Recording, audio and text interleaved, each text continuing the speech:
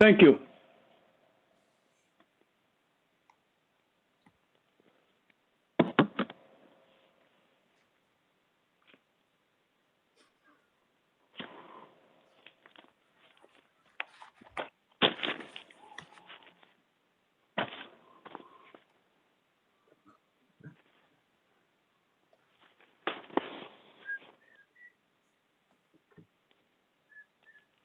Okay, will the mayor be joining us this evening?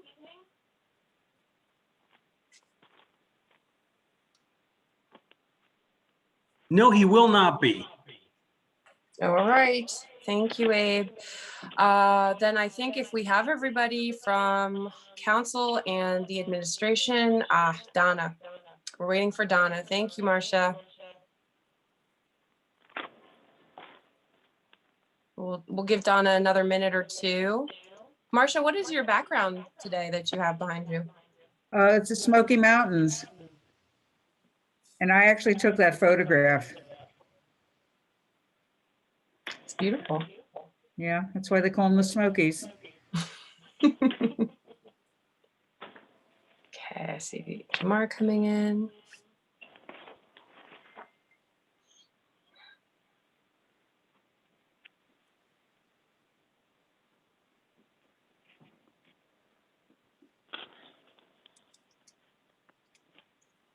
There's Donna. There she is. Yeah, I was here before, but I could see all of you and I could hear you, but that was about it. Okay, Sure, welcome. That was all about. Well, we can see you and hear you now. I think we're ready to get started. Jeff will be running a couple minutes late. Linda, I see that we're recording. Are we streaming on Facebook? We're getting there. Okay, just let me know and then we'll get the meeting started.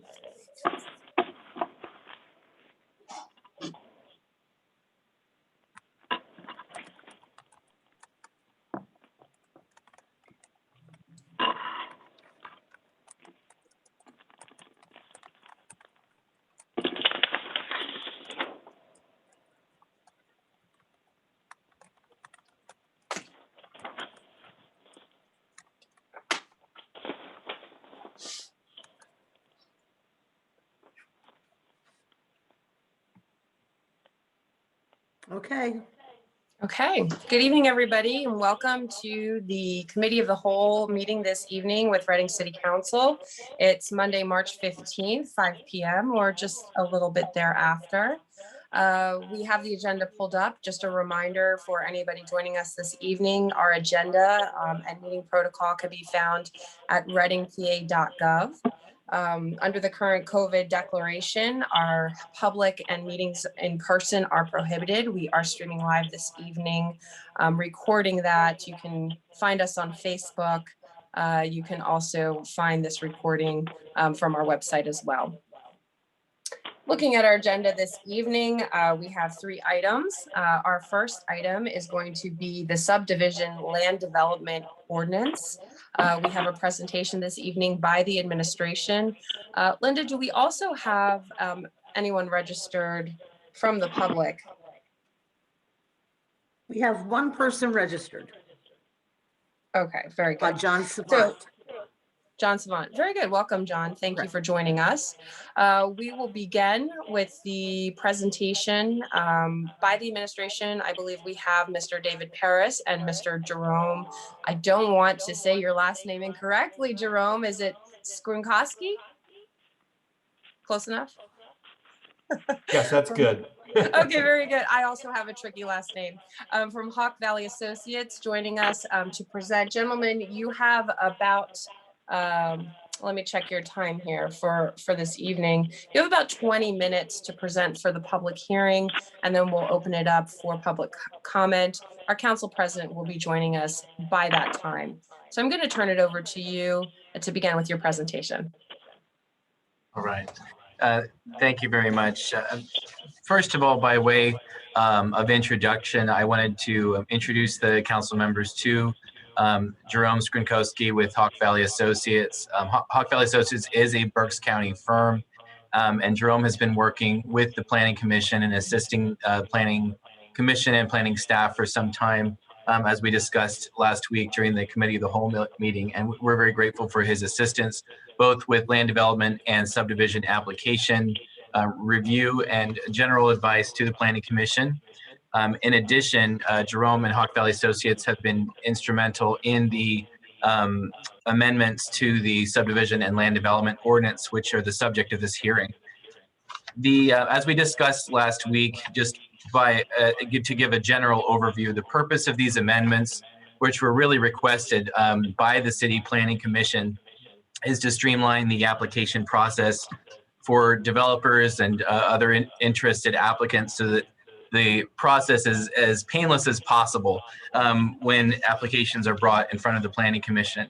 And as we noted before, there are certain types of provisions and requirements that we found were consistently requiring waivers. And we talked about some of those examples before, but I just want to point out that it was really a collaborative effort on the part of many city departments, in addition to our consultant, in addition to our volunteer board members, working together to make this come about. So we're very appreciative of that. With that, I'd like to ask Jerome if he could just give us a very brief overview of the nature of the changes that are being proposed here. And in particular, I just want to emphasize that the attempt here is not to rewrite the entire thing by any means. As Jamal mentioned last week, it's really our intent here is just to make the ordinance as it stands today very workable, with the hope that in the near future we'll be able to take a more comprehensive look at every provision in the entire ordinance. Thank you, David. Yes, I would like to thank the staff and everyone in the Community Development Office. This was a collaborative effort, and we made efficient progress with this project.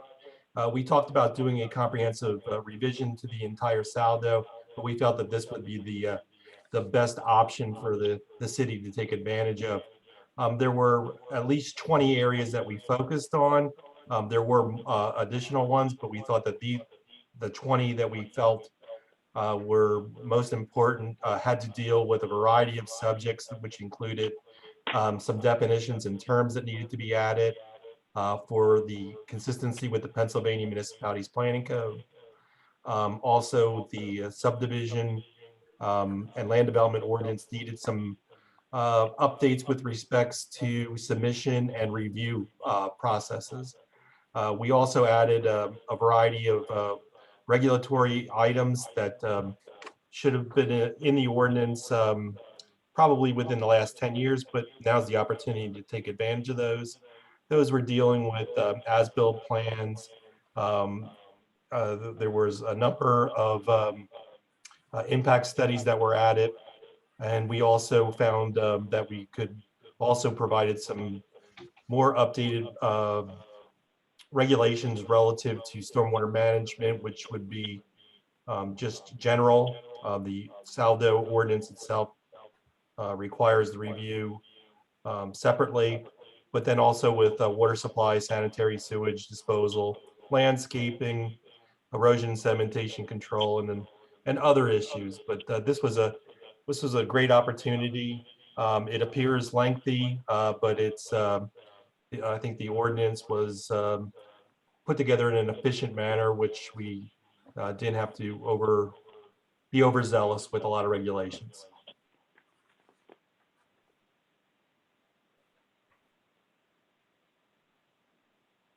Okay. David, and anything else to add? No, I think that is a great summary of the different categories of revisions that are present here for this amendment to the ordinance. We would respectfully submit this to City Council. Very good. And open to council, any comments or questions for either Mr. Paris or Mr. Skrinkowski?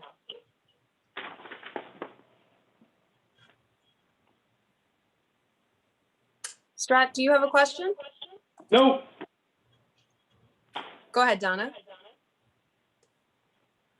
Just as you worked on these, what is your, and I know it's sort of looking into a crystal ball, but how do you feel this is going to both improve the process of development economic development. I realize it can be for other things, but economic development.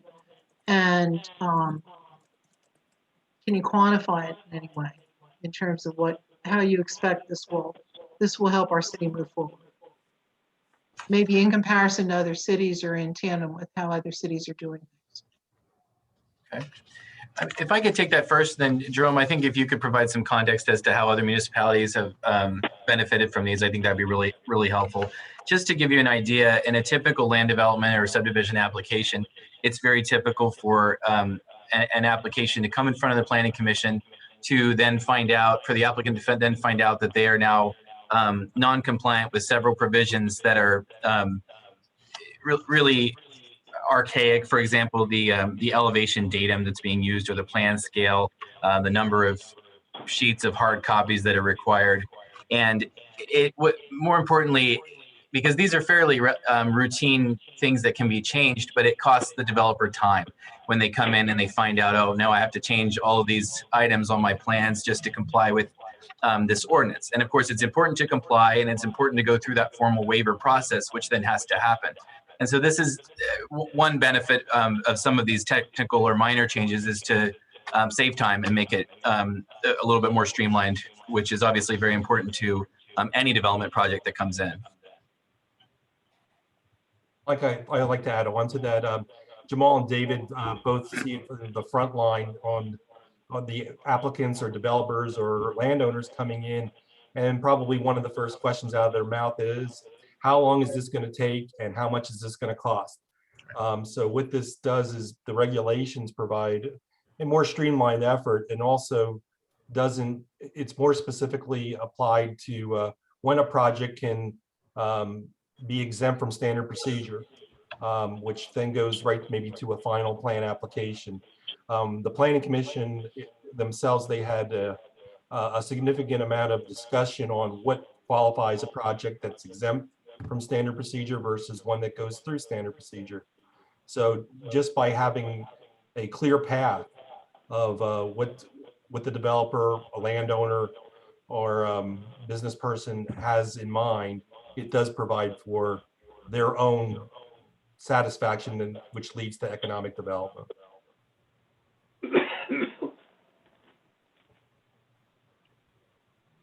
If I may add to your input, and thank you, Dave, thank you, Jerome, for this valuable information. The purpose of the revamping the SALDO as we see it, or the modification proposed, is simply we are trying to be investor friendly, and we're trying to bring in developers who appreciate the value of time, and for them to be before the planning commission several reiterations multiple times does not really help them with the timing. As such, timing is money, and as a result of that, they would probably have a different taste in their mouth of how to deal with the city of Reading. So the proposals and the modifications that Dave and Jerome worked tirelessly in providing is to make the whole entire process more modern, more compatible to other cities that as we have seen it, and at the same time, and the most important thing is that it is business friendly, attracting developers to come in and invest in the area. Thank you. Thank you, Jamal. So any other comments or questions from council? Johanny? So by modifying, updating these ordinances, are we then, is the process for a developer going to be a lot shorter than what it typically has been? So is this gonna make the process a lot smoother, attainable, and faster? I'd like to mention one part of the process that can sometimes be surprising, in the sense that sometimes it will take longer than originally anticipated. And that's when it turns out that due to state requirements, there's some additional reviews, for example, by the Department of Environmental Protection or by PennDOT. And those kinds of reviews can take long, and several months, and it can even last, up to a year, depending on the extent of the issues and the complexity of the issues. So, I mean, I don't want to say it's going to get rid of any of those kinds of potential delays, but our hope is that we can streamline what we can do on our end, and so that allows the staff reviews to be a little bit more predictable. It puts into writing some of the policies and standard practices that the commission had typically been following, but then each time there would be a change in staffing, you had to kind of get to know those unwritten rules, and now a lot of those unwritten rules have become written, and we anticipate that will help the process move more smoothly.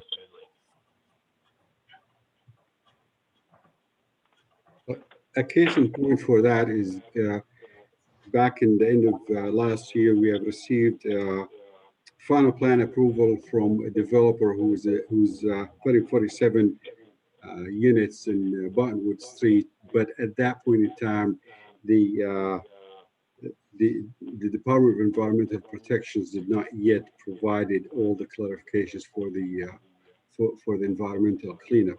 So by granting them a conditional final plan approval, that facilitated more help and assistance to the developer, to the point that they actually secured all the financial components for the project itself, and it was a matter of just coming in later on with the approval from DEP, which is now, I believe it is on the agenda for this month, David, for final plan approval, if I'm not mistaken.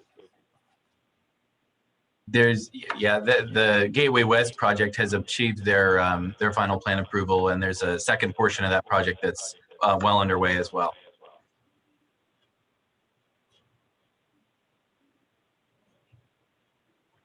Go ahead, Johanny. One last question, I hope. Someone who wants to come develop in the city of Reading, are we still having those one-stop shops? Has the one-stop shop concept been modified?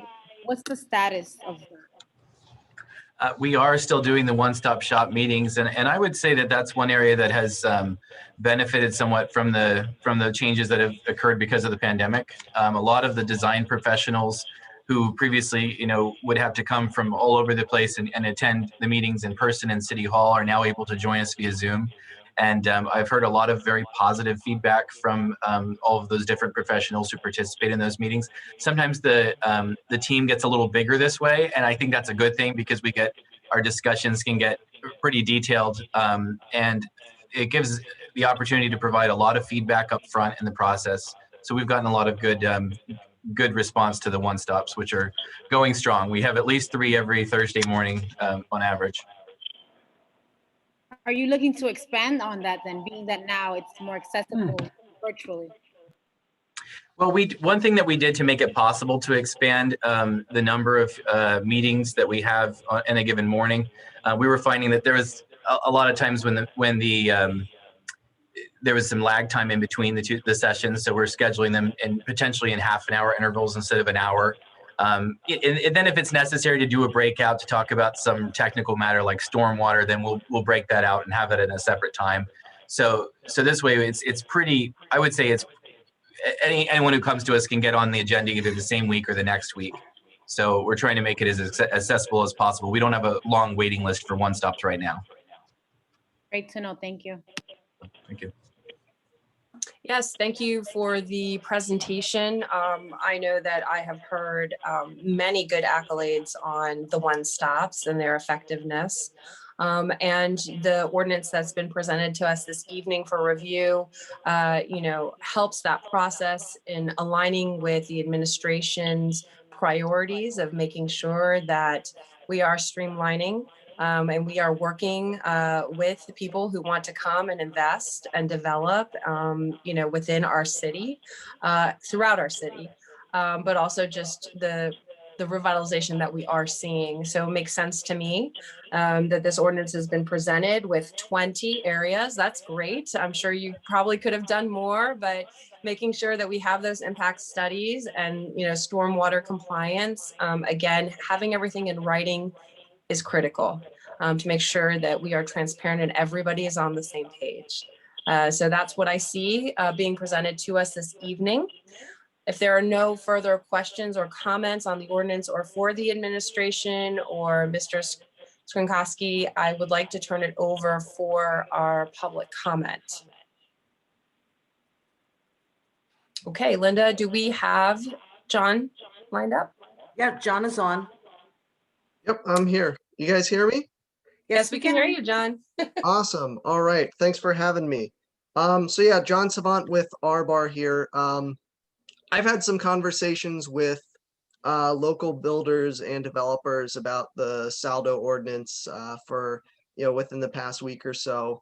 The city, as David and Jamal have testified, it's all to, make these changes to sort of streamline the process for applications, make it more transparent, more predictable for developers. And from all the, feedback I've received, I think that, this ordinance certainly accomplishes that goal. I'm going to quote one builder who reached out to me, quoting him, "I love the refinements and improvements. Great job clarifying the PDF requirements. The changes on the number of copies also requested also allows the city to adjust that number, which in turn should improve communication as it, naturally prompts a conversation on how many documents and copies that are needed."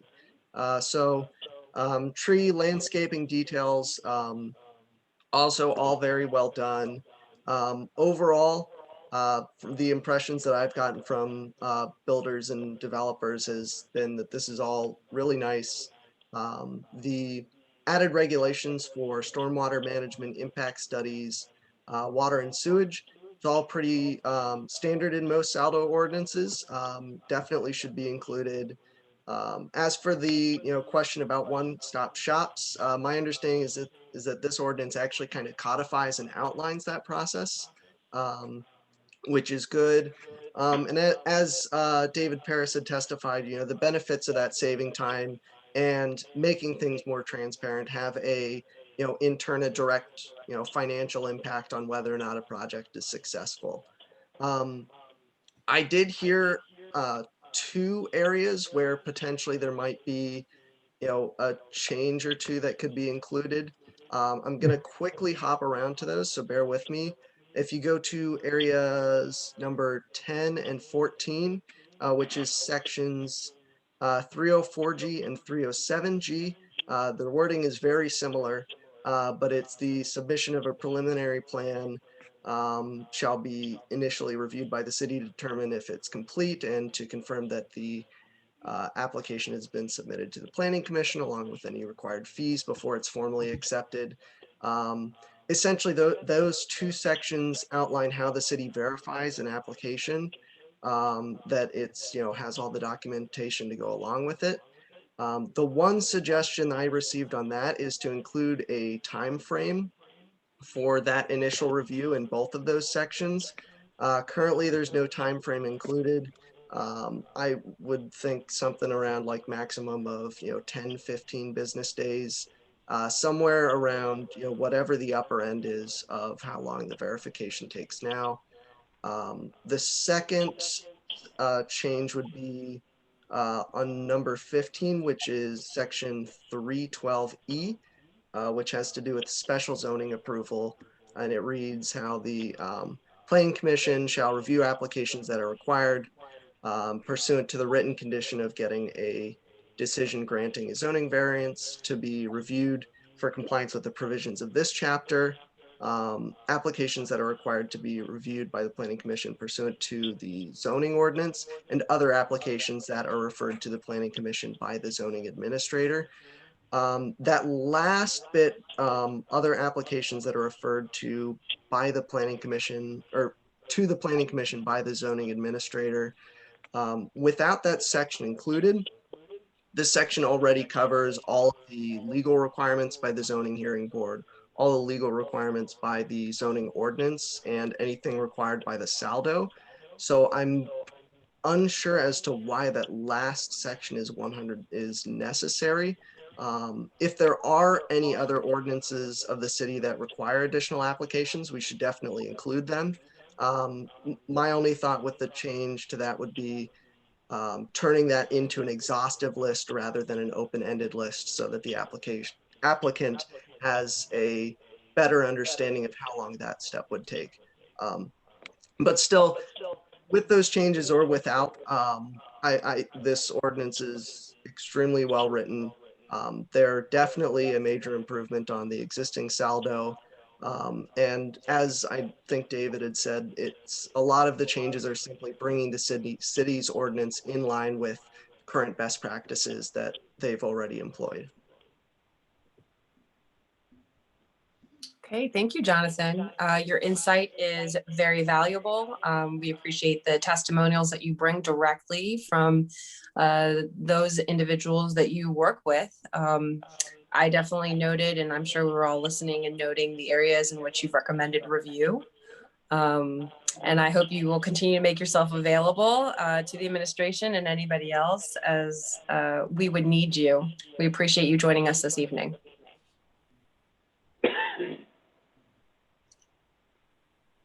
Okay. So I see that President Waltman has joined. And if there's no further discussion on the SALDO, we can close the hearing and move forward on the agenda. Jeff, I'm going to pass it back to you. All right. Thank you, Lucine, for picking me up here. Thank you, everybody. Good evening, first of all. We have one item on the agenda, then we're going into a demo for Tyler Technologies. By the way, I will not be on for that portion of our meeting. I do think it's an important part for people that want to look at the software. I am going to look at the demo link they sent us and, and trust that my colleagues in the administration are comfortable enough with it. The next item on our agenda is the parking study. And I believe we have Mr. Matz on this evening to guide us through the Reading Parking Authority's specific parking study, which is different than the citywide parking study. And hopefully there'll be some synergies or some collaboration. I think I'm right. Am I right? It's a separate study, right? Yes. Welcome, Nate. Thanks. Jeff, do you just want me to give an overview of the downtown study? Yeah, give us an overview of the downtown study, what the goals are, when do you think it'll be implemented? What are the costs? We may not have all that, but what are the outcomes? And then we'll open it up for questions. Get ready to get drilled pretty hard here. Yeah. Sure. This started last year. It was a collaboration between the Downtown Improvement District and the Berks Alliance and the Parking Authority. We were getting complaints about inadequate parking on Penn Street in the 500 and 600 blocks. And so we had a meeting. We hired Desmond Engineering to conduct a small parking study, really centralized around the 500 and 600 blocks of Penn Street, and kind of reaching out about a block or two in either direction to kind of analyze what could be done. Because the glaring thing is there's 8 bus loading stops in the 500 and 600 blocks of Penn Street. And so part of this conversation was dealing with David from BARDA and getting his input and whether or not there'd be any desire if the study would recommend adding additional spaces on Penn Street. And so we had a favorable conversation with him, and he wants to review the outcome of the study. And he said that they could definitely work on possibly rerouting some bus stops on Penn Street. So basically where we're at with the study is they've given us a preliminary draft response. We've been going back and forth a little bit with the draft because I've still had some questions with it before I'm comfortable with a final version. Once we get the final version, I'll present it to the board, our Parking Authority board, and then we'll share it with the public. We'll share it with council. We'll share it with the administration and kind of see what the recommendations are from the study. So that's kind of where it stands. There were 3 partners on the bill, but obviously with the DID going away, we picked up the rest of the bill for the study from their part.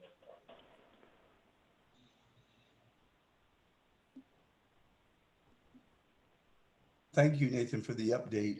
And that'll have to get closely coordinated with our overall strategic plan downtown. There may be some infrastructure changes that kind of interact with what you're thinking. But I'll turn it over to council members. If there's any questions relevant to the parking study, please raise your hand. We've got Donna, and then Lucine, and then Marcia. And Strat. And then Strat. Question regarding time frame, Nathan. What are you looking at time-wise when we might be seeing this? Oh, I would imagine by the end of this month, we should have a final draft. Yeah, And it shouldn't what take was us the time much frame in longer. total from when this was started to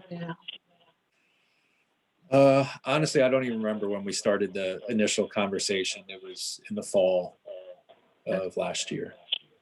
And what was the total cost, if I can ask? It was budgeted to be around 9,000.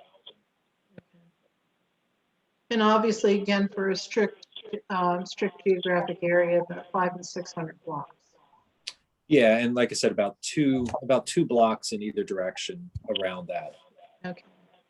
And I think those bus stops are really pivotal. I remember as a reporter covering the planning for the downtown and how, you know, there were a lot of people that were very concerned back in the mid 90s that all those bus stops were being included, that, you know, our Main Street was being designed for buses as opposed to being designed for pedestrians and parking. So 30 years later, I'm glad that we're looking at this, and, you know, I hope however we do it, I think certainly we're going to see a new downtown design at some point, and as Jeff's saying, to marry it with a strategic plan for the downtown. But in the short term, how we can both practically and aesthetically create more parking spaces as we see development enhance. So I'm glad to hear that at the end of the month we'll be able to see it and start looking at changes.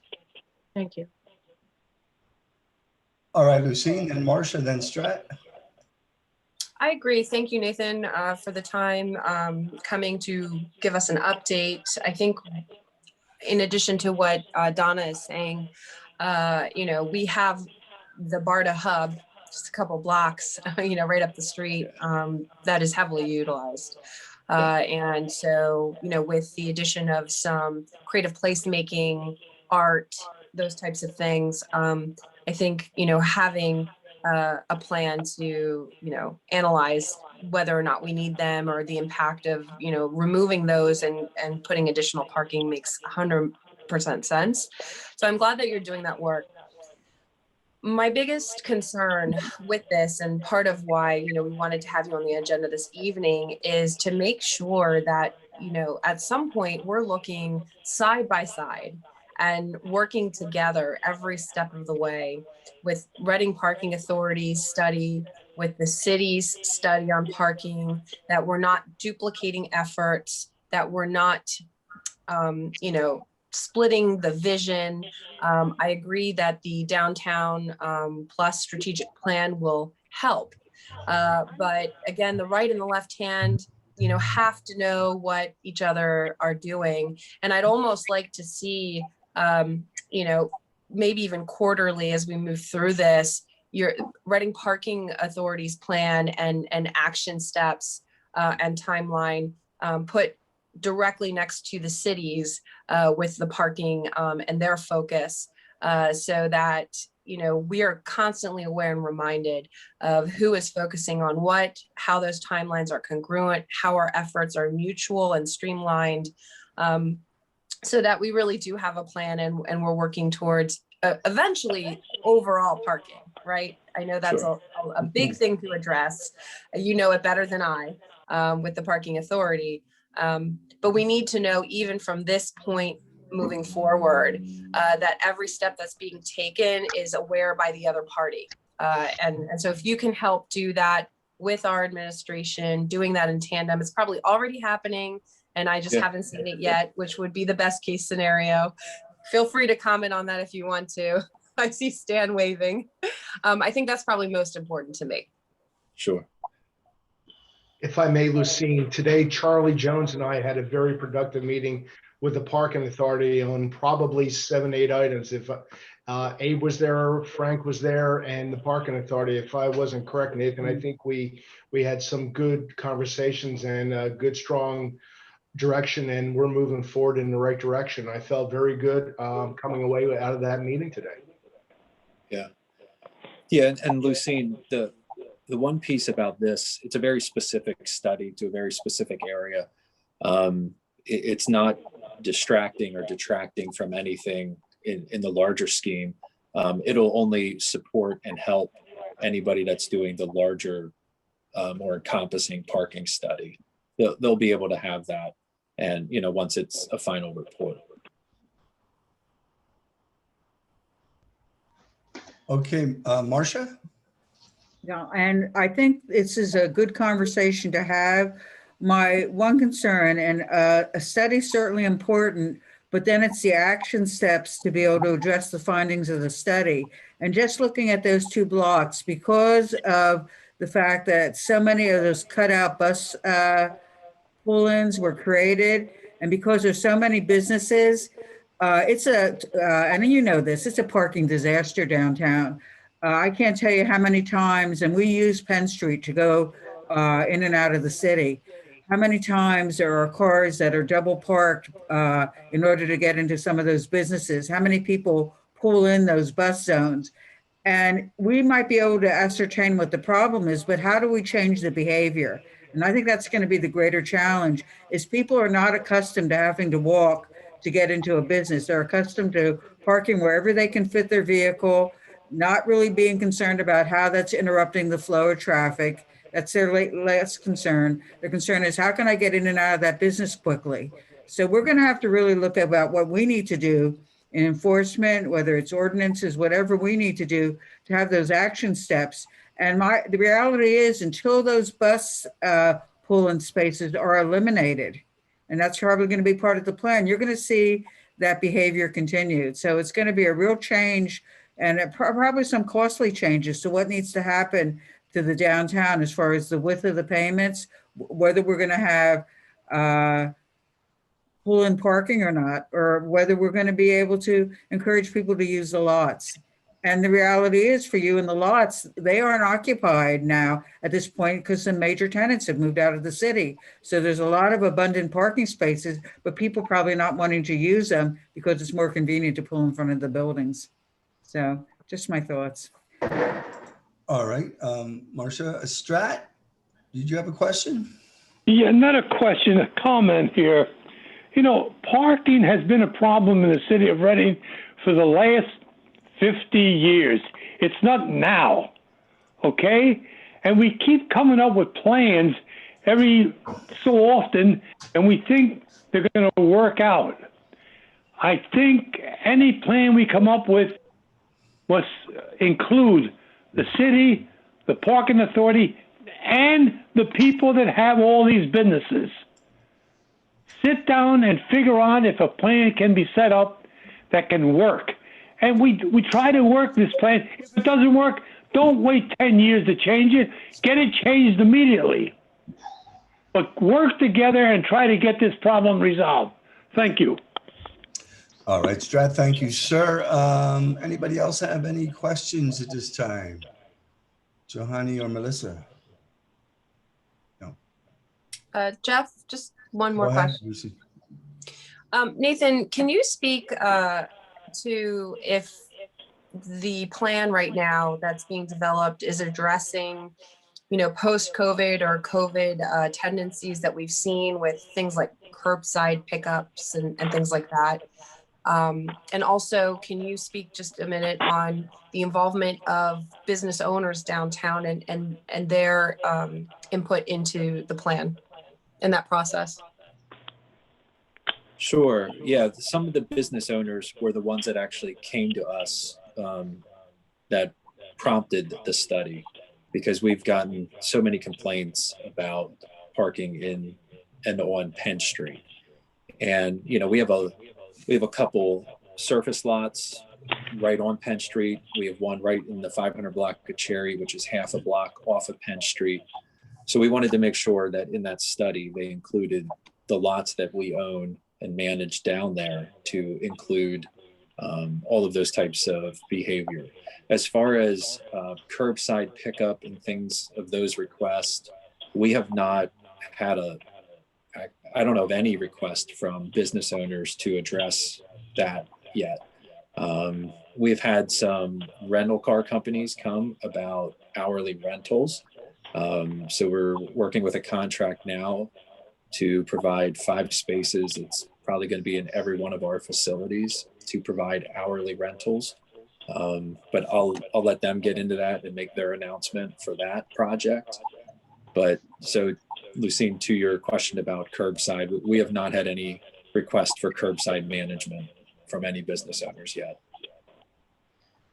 Thanks, Nathan. I'm just curious to see if when drafting the plan, the consultants are considering that for the planning of our city as we move forward, because even though that originated more so and established itself during COVID, I see the lasting impact of that as we move past, and probably would think the consultants would put pieces of that in to that final plan. So thank you for answering that question.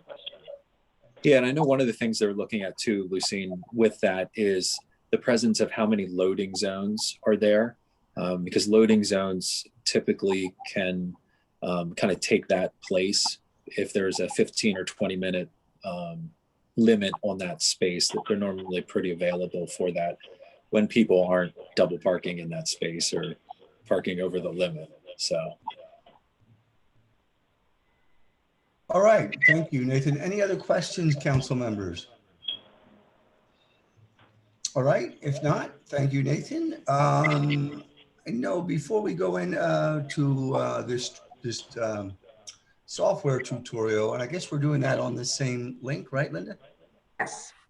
I'll just turn it over. Does anybody have anything else for public discussion before we go into that at this time? Abe, I think you had a comment or two you wanted to make. Yes, thank you, Council President. I greatly appreciate it. I am very pleased to announce that the City of Reading is partnering with the Pharmaceutical Assistance Contract for the Elderly, also known as the PACE program, within the Department of Aging to provide 1,200 vaccinations for individuals 65 and over.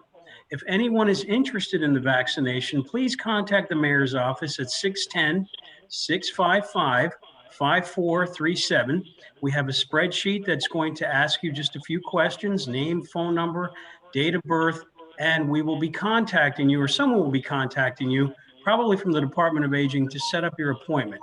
That's going to take place within the next week or two. We're still waiting to hear back as to the definitive time. And it's part of a program where the PACE program is working with Walmart clinics throughout Pennsylvania. And we have several locations in Berks County, obviously. So we're going to find out which one they're going to choose. We have a preference, but we're going to share that with them as well and see what the location is going to be. But we wanted to make that public this evening to you as council members and also to the general public. And if you have any questions, by all means, feel free to call my office directly, and I'll be happy to provide you with more information. Thank you. All right, are there any other comments or issues for public discussion? Go ahead, Donna. Yes, I just wanted to thank our police officers and first responders. It was a unfortunately busy 24 hours here in Glenside. We call it Greater Lower and Greater Upper Glenside, at Lackawanna and Schuylkill with the fatal motorcycle accident, and then early this morning with the errant SUV that crashed into a number of vehicles, 1,200 block as well as a Porsche. So it was kind of busyness we don't like to see, and none of us like to see, but just on behalf of all our neighbors, thank you to the first responders of the city, fire and police, who do so much to help us all, and certainly our neighborhood. We even had a small stove explode in one of the houses nearby on Sunday morning. So it's been a really wild little period of time here in Glenside, but I just can't say enough good things about our first responders. So on behalf of all of us, our neighbors here in Glenside, thank you very much. All right, any other comments at this time? Go ahead, Johnny. Just a question and a comment. For Abe, any elderly person can just call that number and take it from there. I just want to clarify. Call the mayor's office. We are filling out the spreadsheet, and then in turn, we're going to turn over the information to the Department of Aging. So the only criteria is 65 and over.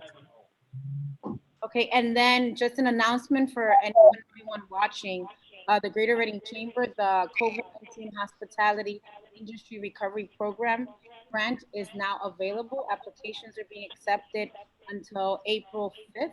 So just wanted to make an announcement. So that typically would apply to anyone in restaurants, hotels, anything in the hospitality industry. Thank you. All right, thank you, Johanny. Are there any other comments? Okay, I'm going to be jumping off the call. Again, I'll be looking at this tutorial later. I think it's good for council members to look at it and get as good as in-depth explanation of how it functions. I guess Terry's on from Tyler Technologies to guide us through that. I'm sure council members will act in good order in asking any questions. If not, we'll figure it out. But thank you guys, and good luck with the tutorial. Okay, Linda, are we okay to start? Yes, you are. Okay, thank you. And I'd like to see if I could share my screen here. So bear with me just a moment. And I think I get this right. Are you seeing the picture of the city? Mm-hmm. Yep. Okay, fantastic. Well, thank you, and good evening, ladies and gentlemen. We appreciate you having us here and giving us some time on your council agenda tonight. My name is Terry Quinn. I am the Senior Account Executive. I cover the state of Pennsylvania for Tyler's Enterprise Software Division, ERP. With me tonight, you'll be hearing from John White, who is a Principal Solution Consultant. He's actually going to do most of the heavy lifting in terms of a brief software demonstration for you. And not presenting tonight, but also one of my colleagues that's been involved is Chris Harpino. He's also an account executive, and he works more on the civic services side. So what we'd like to do is, I just have a very brief introduction to give you a little bit of background on Tyler Technologies and hopefully set the stage. And then I'm going to turn it over to John, and he'll share his screen, and then we'll jump right into the software. Okay, so quick background for if you're not familiar with the company, Tyler Technologies is actually the largest US-based public sector software provider. We are 100% focused on governmental systems, and our definition of public sector includes certainly municipalities like yourself, cities, towns, villages, and boroughs, and so forth. But we also work with county government, state government, and also on the federal level. We have about 8 solution areas that include things like ERP, financials, human resources that we'll be talking about tonight, civic services, planning, zoning, development, we'll also discuss tonight. But beyond that, appraisal and tax is a big product area for us. We have court and justice systems. We have a data and insights division. As a matter of fact, the state of Pennsylvania has a partnership with Tyler for their open government initiatives. So we certainly are appreciative of that relationship. So, and also we have a schools division. So quite a few different areas. Overall, we have 10,000 organizations using Tyler products, but many of those are using multiple suites. And actually, Berks County, Pennsylvania is an example of that. The county government uses our public safety software, which runs the 911, the computer-aided dispatch, and so forth. We also have a partnership with the county for the real property tax appraisal. So all the appraisal of your parcels takes place with Tyler software. And I'll talk a little bit more about that later, why that might be relevant, especially to the city. The company is about 5,500 employees and growing. We actually added some staff in the past year during COVID, which exceeded our expectations. The notable point here is that we did a survey in the fourth quarter of 2020, and fully 40% of our teammates have experience working in the public sector, either as a public sector administrative employee or as an elected official. And we think that's very notable because it's credibility when if we are honored by the selection of the city of Reading to be your software partner. When we get into implementation, you're sitting down with people that know the business and can give excellent guidance to deal with the challenges that you have today and where you want to go in the future for your future case and what's the greatest efficiency that can be achieved there. The last point here is that we are a public company, so we're TYL on the New York Stock Exchange, and last year, as a matter of fact, we joined the S&P 500, something we're very proud of. And why is that important to the city? Well, these types of solutions are long-term relationships. ERP systems, civic service systems, they're not the type of solutions that you start and then every 2 or 3 years you're going to go in a different direction and try to change. And our history as a company in public sector goes back to 1998. Many of our clients have been with us 20 plus years. And so it's important that you know who the company is, where they're going financially, what their balance sheet looks like, the type of debt load they have, and the fact that Tyler is a company that has no venture capital or private equity partners that are calling the shots from the sidelines. So we think that's important. Our financials are an open book. Just a few clicks on Google will get you to our financial history, and we've had over 40 consecutive quarters of profitability and growth in our history, and including in 2020, we actually grew our revenues and we set new records for service delivery through our virtual model. So that's something we're very excited about. We're going to be talking about one of the ERP solution Munis today, and on a national basis, there's 2,000 implementations of the Munis software. 65 of them are in Pennsylvania, but beyond Munis, we have other product solutions installed in PA. So our total client count in Pennsylvania is over 300 individual cities, school districts, counties, and boroughs. And on a national basis, among large cities that are over 100,000 population, 30% of those entities are using the Munis software. So definitely a track record that we bring to the table that lends lots of experience to help advise you as you move forward. This graphic here displays kind of from a high level, several of the things we'll be talking about. The world of the product family that is Tyler. Tyler offers the broadest array of software solutions for local government, ranging from certainly your ERP, your financial, your procurement, your human resources, over to the civic services side with permitting, code enforcement, mobile inspections. We do Parks and Rec software. The benefit of all this, the broad approach to this solution set is that all the software is designed with a common look and feel, common databases, common tools and workflows. So they all are designed to interact and work together. And really what we're helping cities do is to get away from the situation, which I've learned in talking with Jamar and Luann and Ken and so forth about the frustration.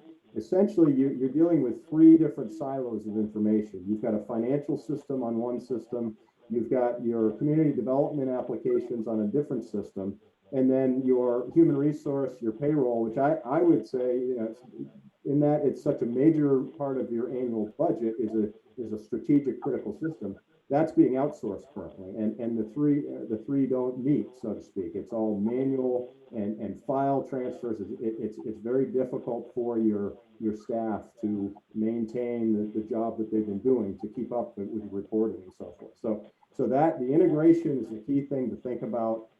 Centrally in the center of this diagram, I wanted to point out that cloud hosting is the preferred method of deployment.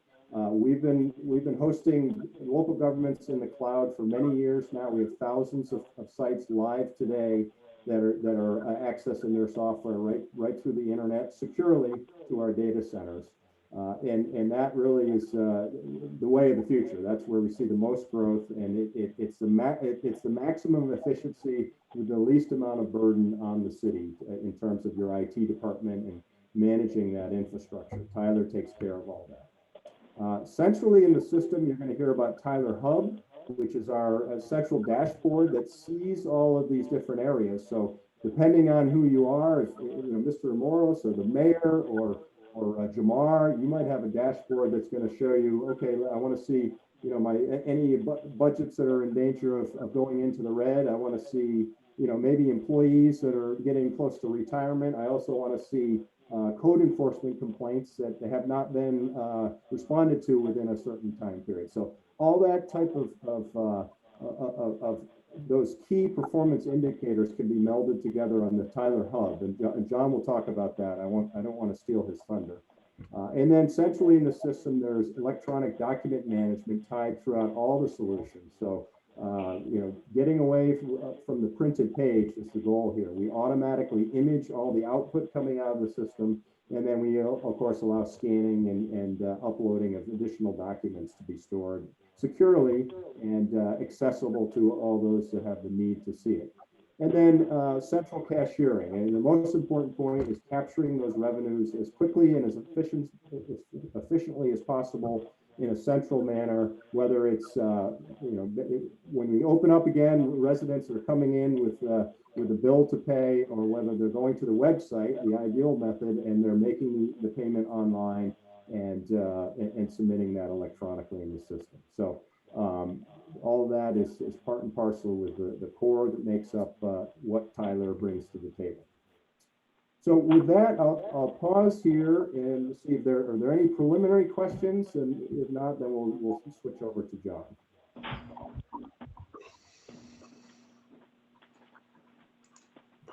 Okay.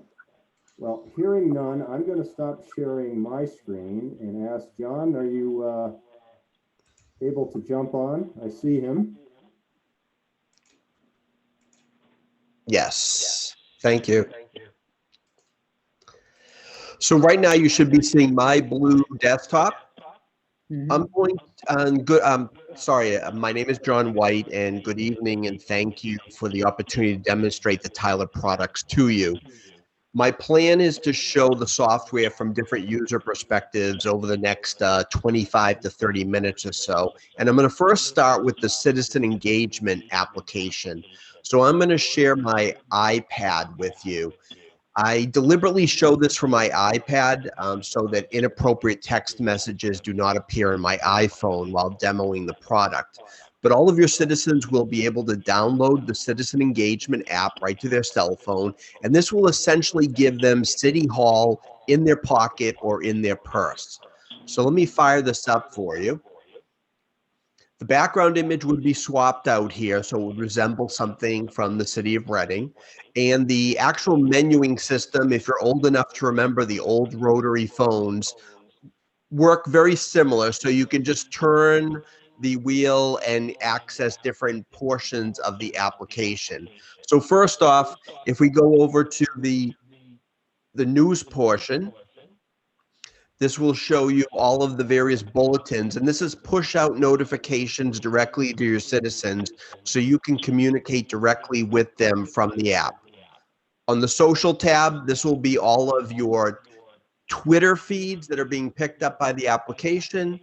And on the media side, any of the public access cable station videos that you want the citizens to have access to directly.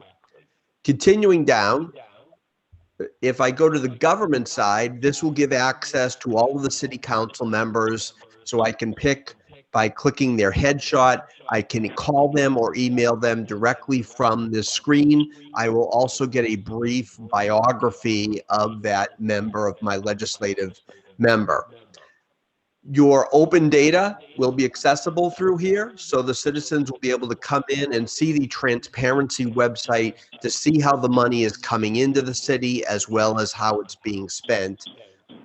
Once again, this background image can be swapped out with something memorable from the city, and as we come down, we can drop into the budget and navigate directly through all the various aspects of that budget. So I'll go to the city side and see how the money is being spent within the general fund across all the various departments of the city or functions within the city.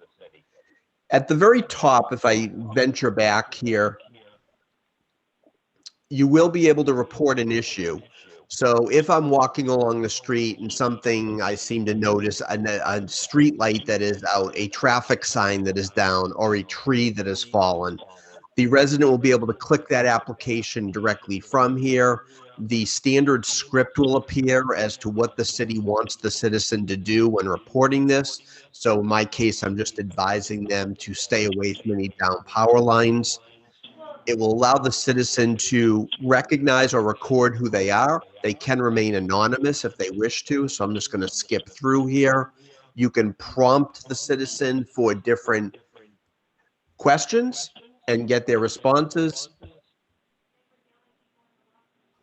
And then it will use your GIS system to plot out exactly where the resident is at this moment in time. So it will capture their GPS location and such that when this incident comes into your back office staff, they'll know exactly where that resident is sitting. So this is my house right now. I live up in Massachusetts and it's capturing my address. So each one of those events will actually weave its way through the back office system. Code enforcement things like overgrown lots, abandoned vehicles will be routed to your code enforcement officer.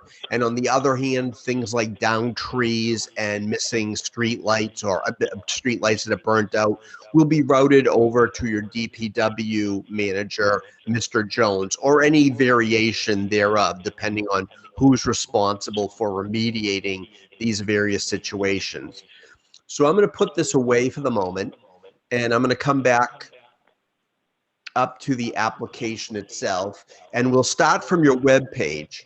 So as we bump back up to the larger format, so the laptops, the Macintosh computers, the citizens will still be able to use things that they've come to know. So let's first take this from the developer's perspective. So I'm going to link into my developer menu. So I'm somebody that's doing a lot of construction within the city, and each developer will have a login. So I'm going to log in as one of my frequent flyers.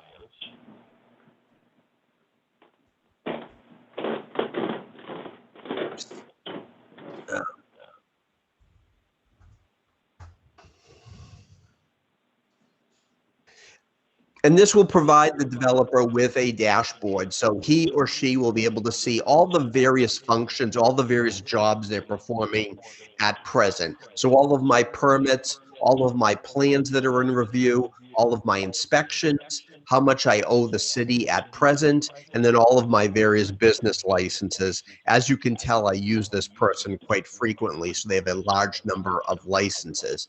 I can pay anything through here, so I can pay off this $24,000 tab that I have with the city, but I can also continue to get down and drill down deeper. So as a developer, we can drop in and see all of my building permits that I have in play.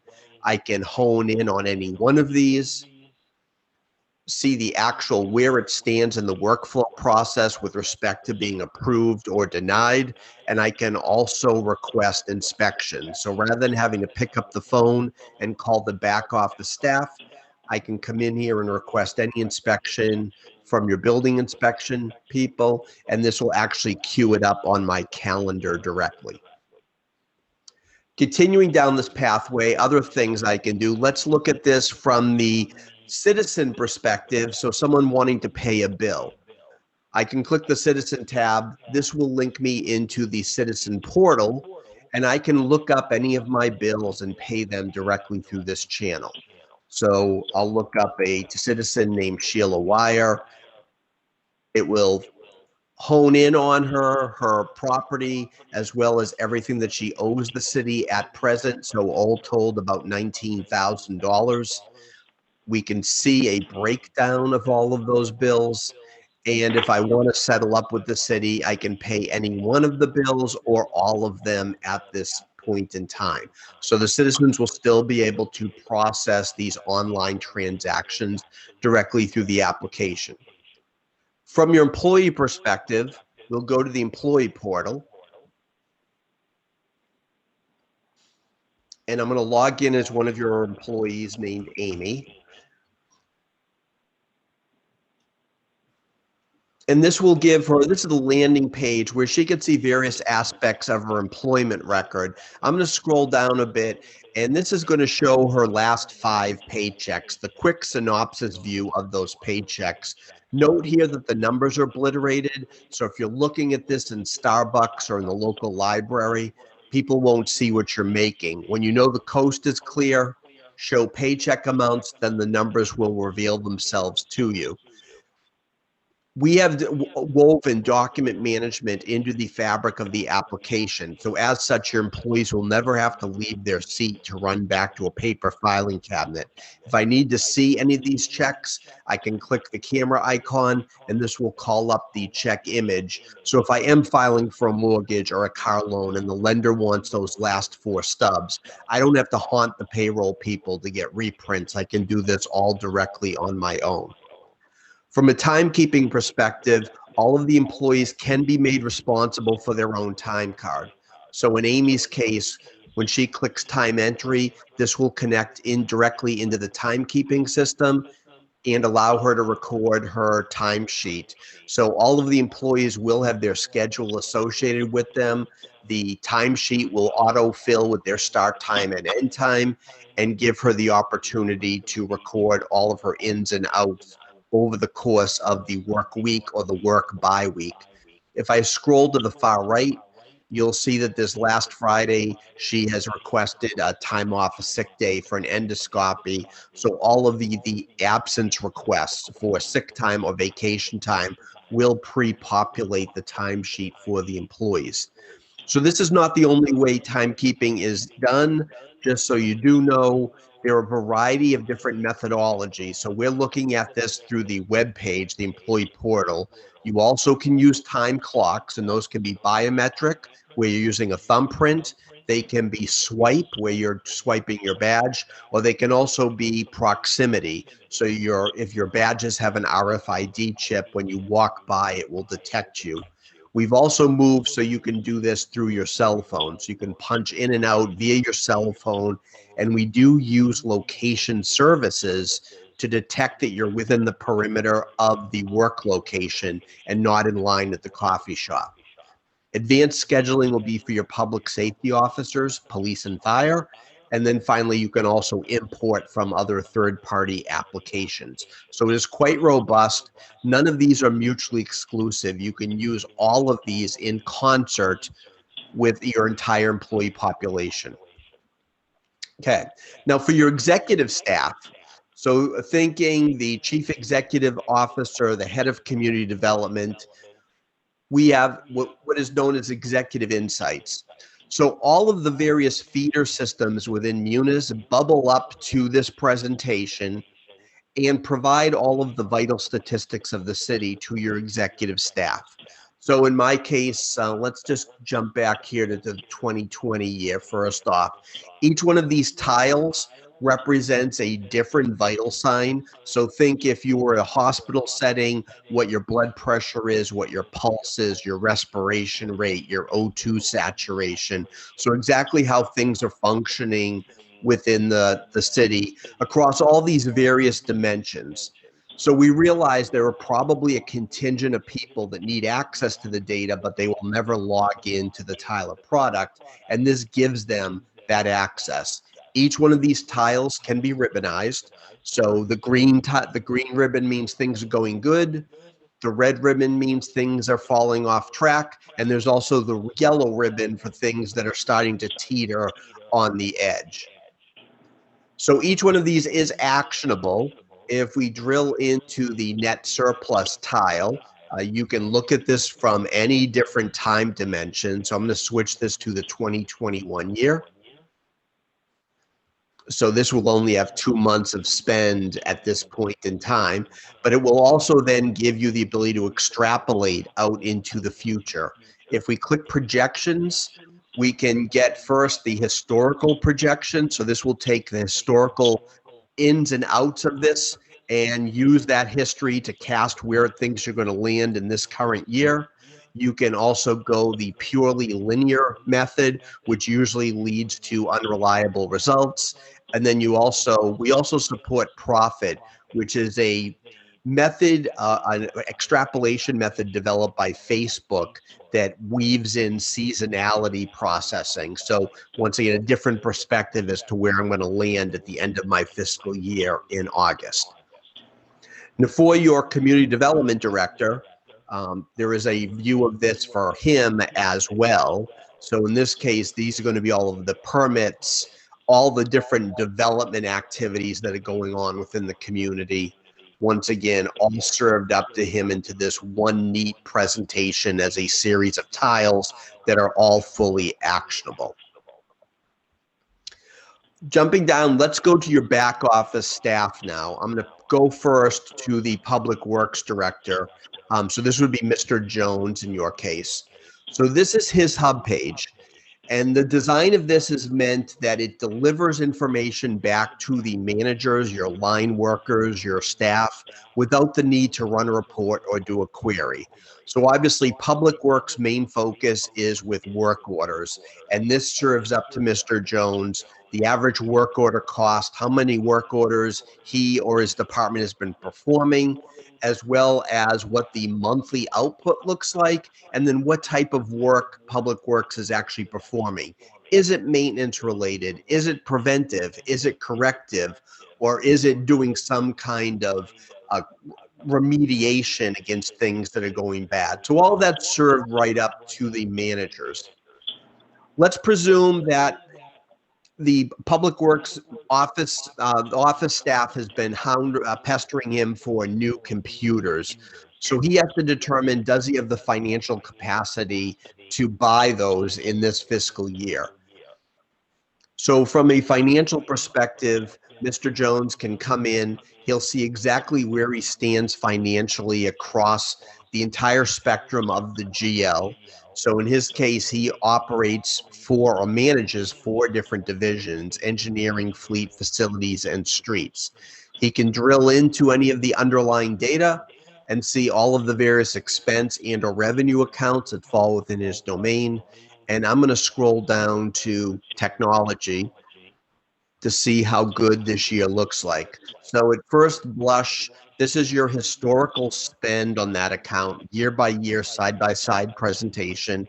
And all of this gray space over to the right would all fill in with 2018, 17, 16, 15 back, depending on how much history you choose to convert. If this isn't important to you, you can just click the caret, it will be out of your view. The transactions will show you all of the past financial transactions that have been spent or processed against this account over the fiscal year. And then every transaction will have a detailed hyperlink. So in this case, this is a purchase order that was entered back in July of 2020.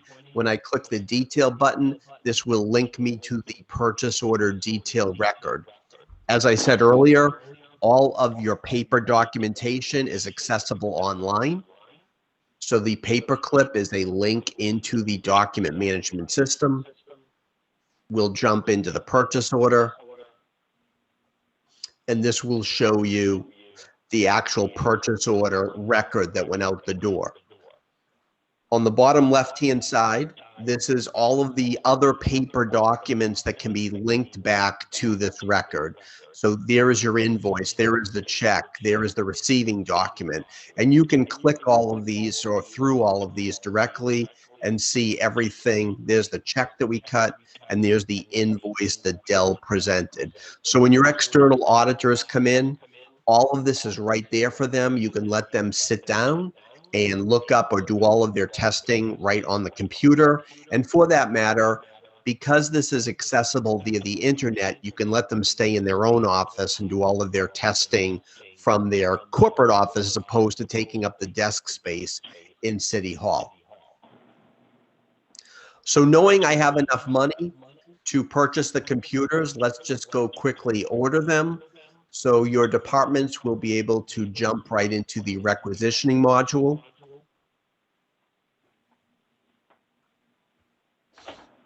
This is tied in so you can shop just like you would within your living room. So we'll click add new requisition. We'll go to shop online. All of the vendors that you have authorized this with will be presented to the end user. So we'll go grab Amazon, and this will connect me to the Amazon webpage. There is actually an authentication step that goes on here. So Amazon is going to know it's the city of Reading coming in. So the prices and the items that you see here will be your prices, not necessarily the general public prices. So let's go look up some laptop computers. We'll go grab, I'm not going to be fussy. I'm going to grab the first thing that pops up here. And if we're going to get one, we might as well get 10. So we'll go ahead and get 10 of these and add them to my shopping cart. Oops, I don't want the protection.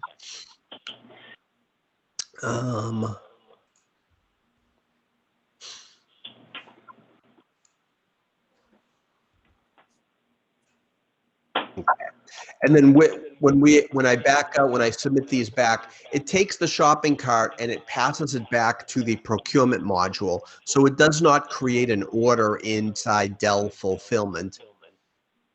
And what you'll witness here is that the item all flows back automatically from the web page into the requisition.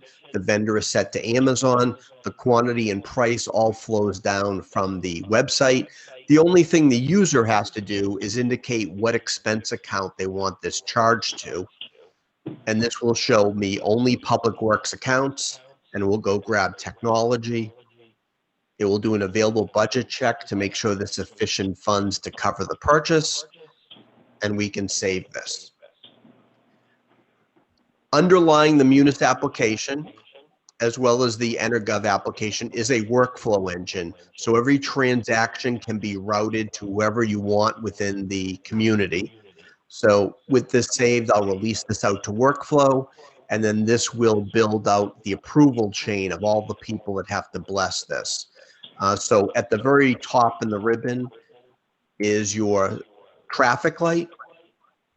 And this will show us whose desk it's presently sitting on. So my user, Tyler. I didn't see a purchasing person on your website, so I just used Dwight Schrute from the office. And then after Dwight, it goes to the chief executive. It goes to IT because it's an IT purchase, and it goes to finance because the account I'm expensing this to was over budget. So all of this will be done using your email infrastructure. No one will have to pass paper through the city from department to department to department. Everything will be done electronically, and this keeps track or keeps a full audit trail of every date stamp and time stamp as these are approved. Okay, so I'm going to leave Public Works, and I'm going to jump over to the community development side of the house.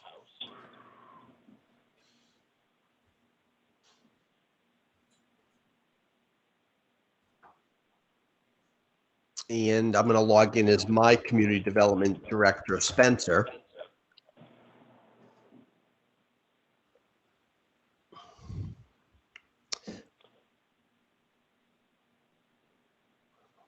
Okay, so note that this hub page looks completely different than the Public Works hub page. This is all looking at permits, investigations, all the different types of construction going on within the community. So it is a user-by-user tailored system. So Public Works will only see their functions, and likewise, community development will only see theirs.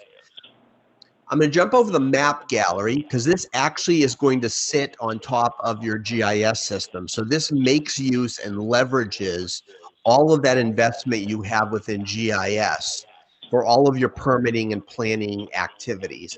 I'm just going to type in a street, so Trefoil Court. It will connect into the GIS and then map all the houses that are on this cul-de-sac within my community here. I'm going to click the pin, and once I do that, it highlights the actual address over on the left-hand side of the screen. So I'm going to continue to get a little bit deeper here. I'm going to click the info button. This will show me all of the GIS attributes bubbling up for this property. And then I'm going to click the flyout button to actually access this from a community development perspective. So it will show the GIS link the building footprint. Over to the right are all of the cases and code violations and businesses that have ever appeared on this property. So it's a complete history and breakdown of every time your employees have visited this property, whether it be for health and sanitation reasons, overgrown grass, or actually building permits taken out for different additions or improvements that were made to the property. This will tie back to your assessing system. So if we jump over to the Assessor Info, this will tell you who the current owner of the property is and what their address is. And just like on the requisition side and the purchase order side, the paperclip will give you access to your files, and this will reveal all of the various building plans that have ever been inserted for this property. So let's go to the architectural drawing here, and this will call up the actual building plan. So no one has to go out and retrieve those size E rolls of blueprints that have to get stored. They can all be scanned into the system and directly accessible, and can even be marked up on the computer. For your building inspectors, all of the inspections will be done through their tablet device. So once again, I'm going to venture back to my iPad.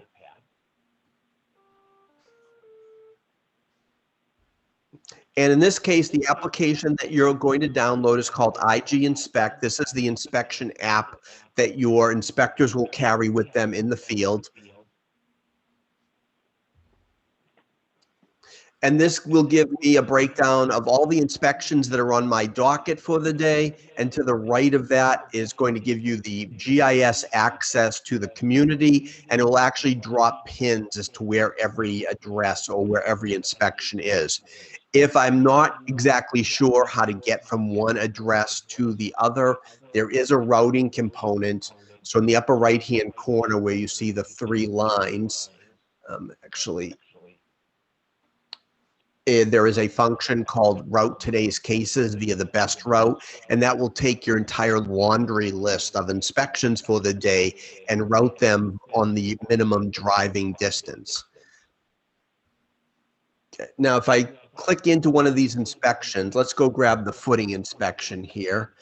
It will pop in directly to the property as to where I have to perform that, and we'll go into the review function. So this gives you complete access to all of the information from the community development database, even on your field device.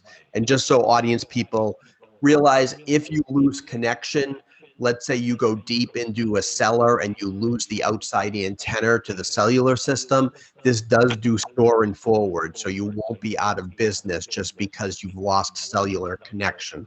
So all of your info is directly here for you. And when you do start your inspection, so in the upper right hand, there is a begin function. This will give you your inspection checklist, so you can indicate what passed versus what failed. You can record your comments. The comments can be typed, or you can also speak into the device and your speech will be converted into text. We also make use of the camera on these devices. So as I'm performing this inspection or a code enforcement event, I can activate the photo. This is just looking at my window here, and the inspector can take photographic evidence as to what they witnessed when they were in the field. And they can attach this directly to their application or to their inspection record. So ideally, before someone puts up drywall, you can actually photograph the entire inside of the building. You can give it to the new homeowner so they can see exactly where every stud is in the wall and where all the important plumbing, electrical infrastructure is behind that drywall. When you do complete, there is the ability to record this, and this will actually send out the inspection record as an email back to the contractor. So the communication does go to and fro, and it is all electronic. If you prefer the paper inspections, the inspectors can put a printer inside their vehicle with a cigarette lighter attachment, and they can print the documents or the inspection certificates from their vehicle while they're on site.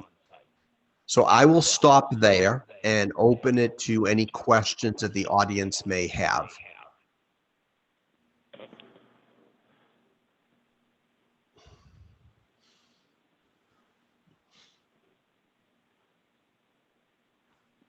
John, I have a question. Go ahead.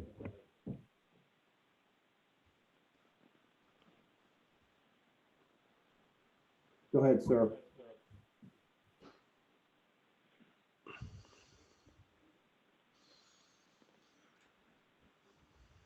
Hello.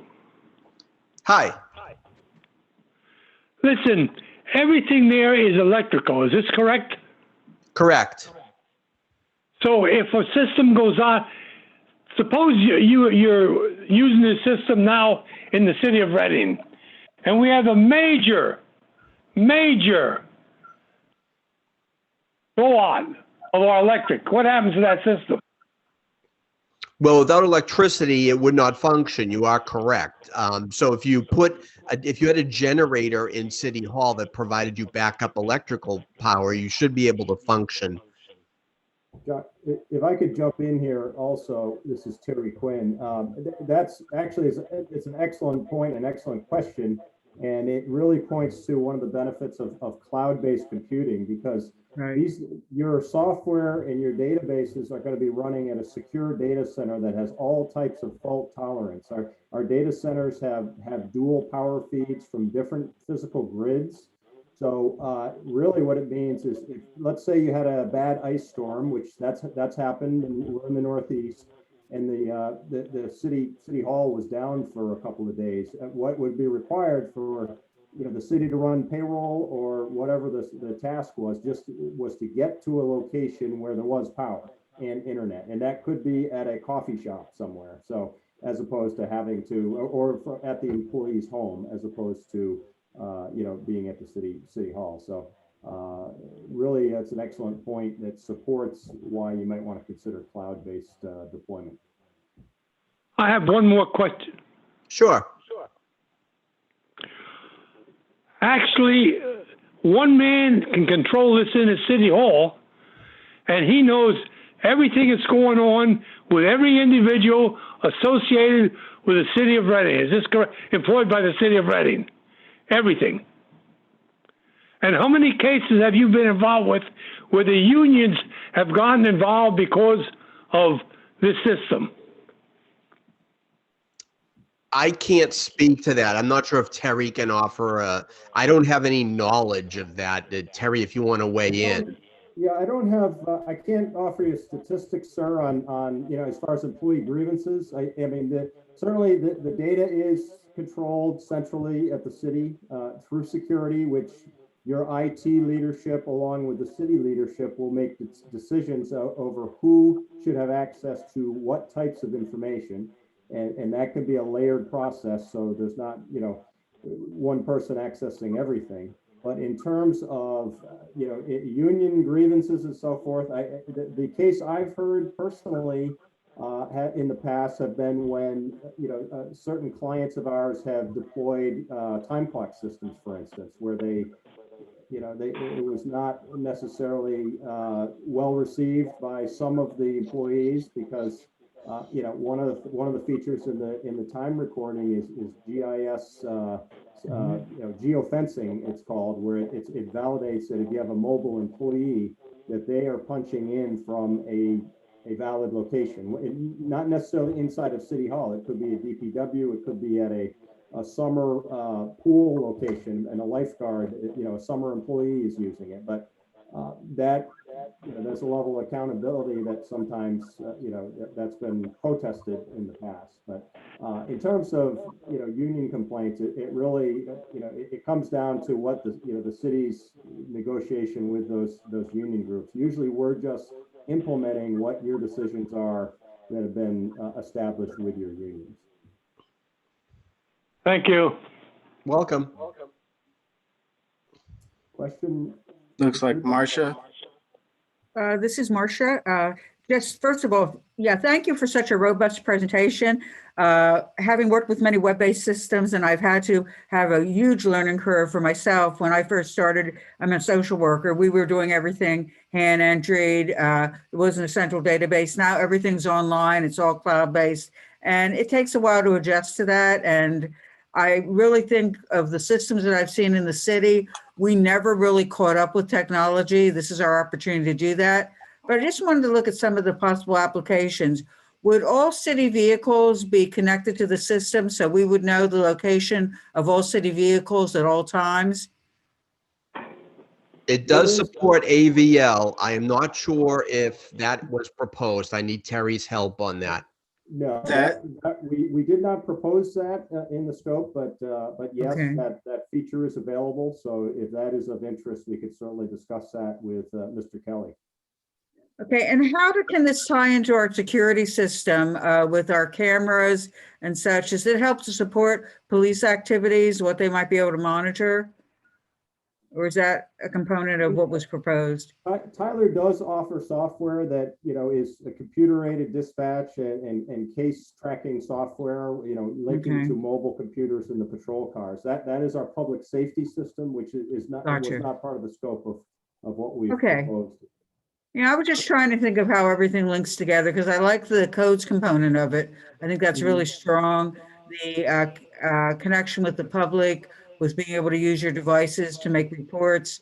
I think that would replace what we're having now. We have an iRequest system, which I think needs upgraded. So it really helps me better understand. And I think it's really hard to do a demonstration through a Zoom meeting, but I don't know that's what we have available to us at this point. So I like to be hands-on and be able to really watch how things are happening. But this did help move, at least for myself, it helped me move forward understanding the system.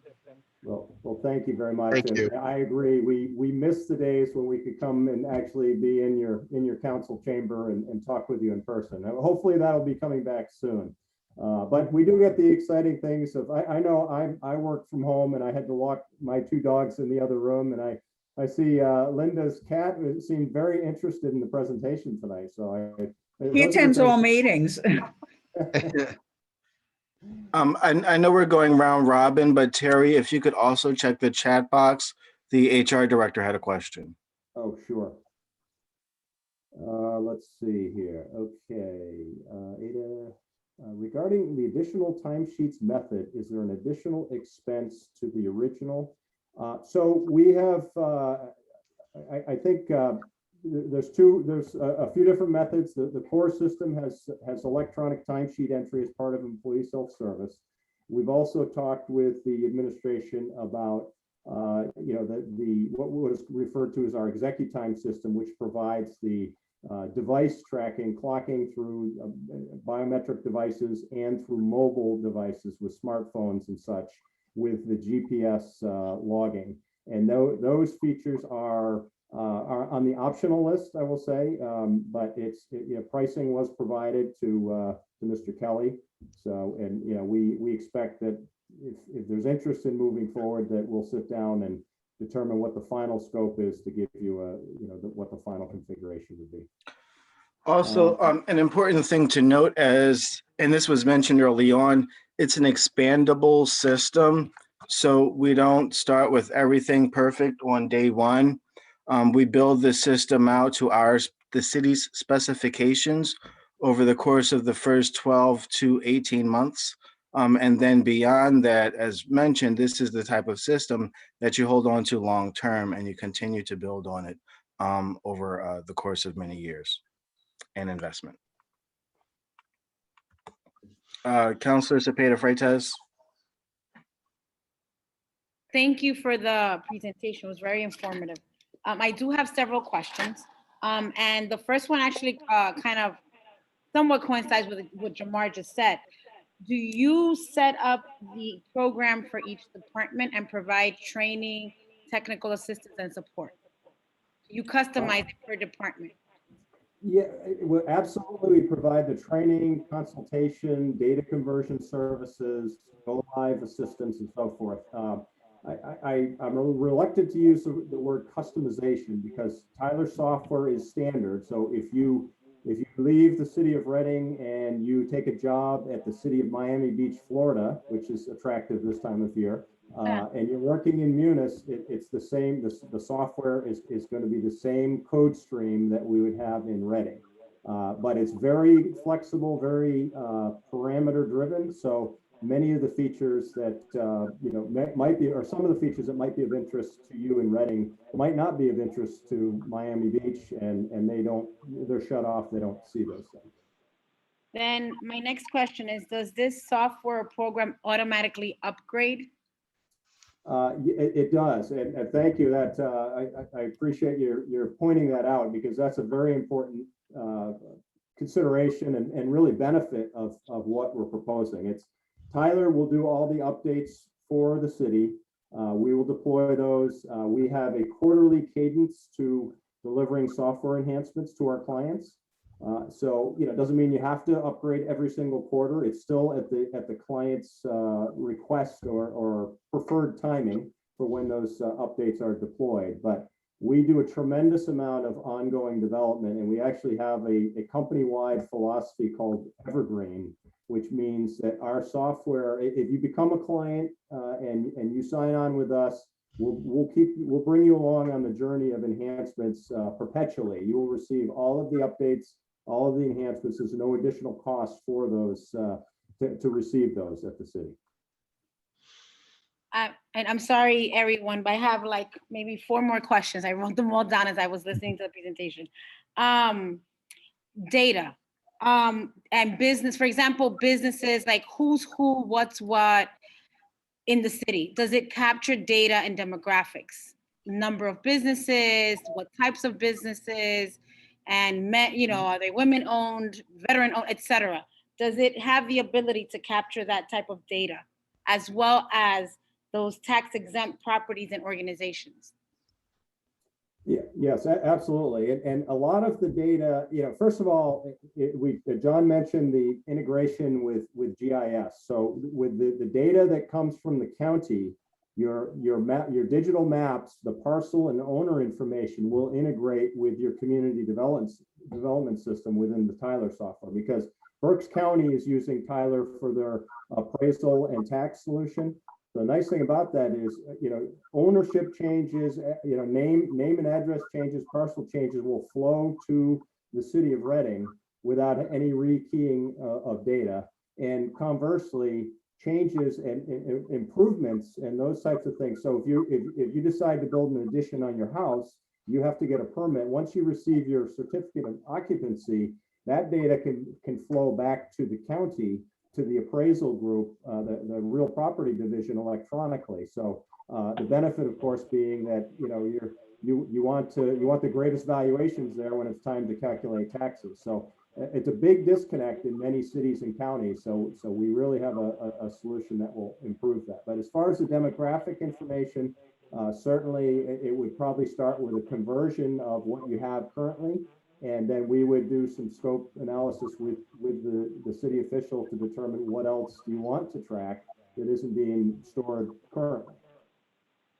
And Councilor Cepeda Freitas, that's where what you could look at is customization. It's actually setting up the data fields that are important to us that we want to be able to draw reports on.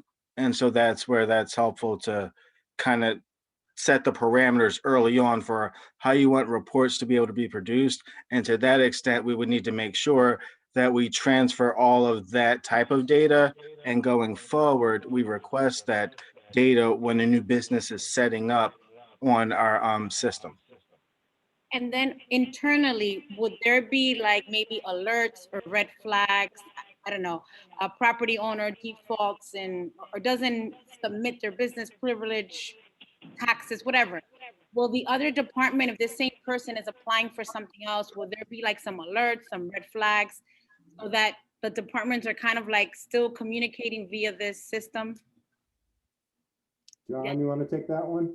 Sure. So everything ties back to a common parcel or a common customer record. So if someone walks into pull a business license or to pull a permit, it checks the background on those people. If they owe the city money, a warning will appear on the screen that says they're delinquent, they owe money, and they'll have to cure the delinquency before the permit or the business license will be accepted in by the system. And then two more, I promise, hopefully. Will this then, and maybe this is more for the administration, will this then eliminate the need to maybe outsource billing? I don't know if Jamar can answer that. I'm sorry, I didn't hear the question.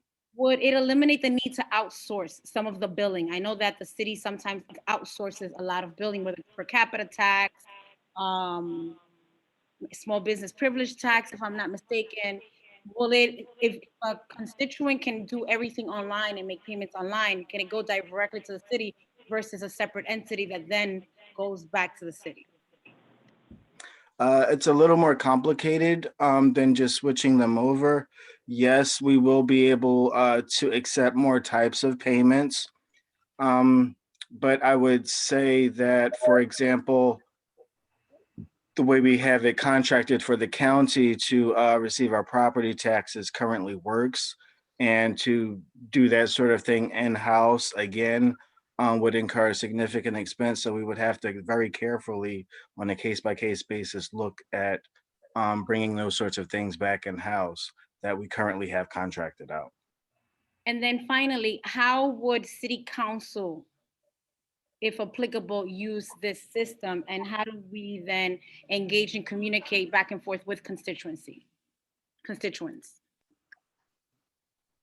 Well, I think one of the things you might consider as far as just improving access to information would be, accessibility to a dashboard, to Tyler Hub, to some of the executive insights pages that John demonstrated. So, to avoid maybe the phone call that it takes, or the seeking out having to get the printed report. Potentially the city could be configured to deliver your approval reports in terms of spending, checklists and those types of things can be surfaced on the Tyler Hub. So that once those items are distributed or processed by the administration, they can be distributed electronically to your tablet or your home computer, and then that would allow you to access the information probably more efficiently, and give you a few days to view it and formulate what questions you want to discuss when you get to your council hearings. Thank you so much.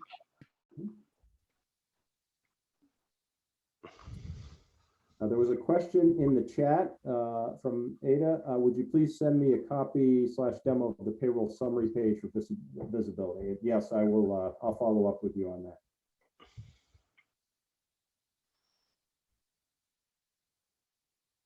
Maria Rodriguez has her hand up.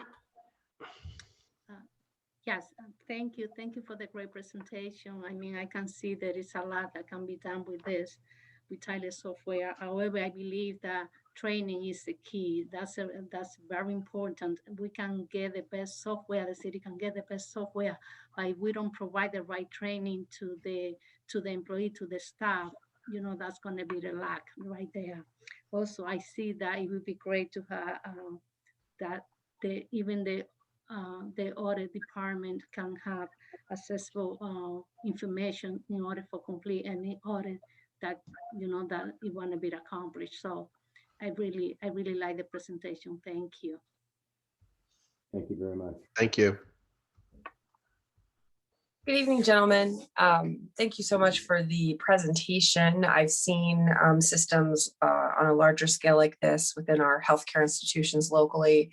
I agree and applaud our team for bringing it to long overdue to our city, and see the benefits not only internally of the different departments communicating, but also within the different municipalities. This is going to be stellar with a lot of potential.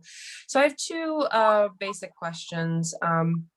One of them would be, to Maria's point, the training. This tool will only be as effective as everyone can be trained on it. But is there a component that you provide also to the public? So is there any outreach or education that Tyler provides for us to be able to utilize and present this with the campaign to the community at large to make sure that they're aware? Is that something that's additional? Is that something done by the entity ourselves? That's a very good question. Yes, absolutely. We have, certainly training is critical, and, for the internal staff, the people that are going to be implementing the software, that's part of our proposal is a significant amount of training.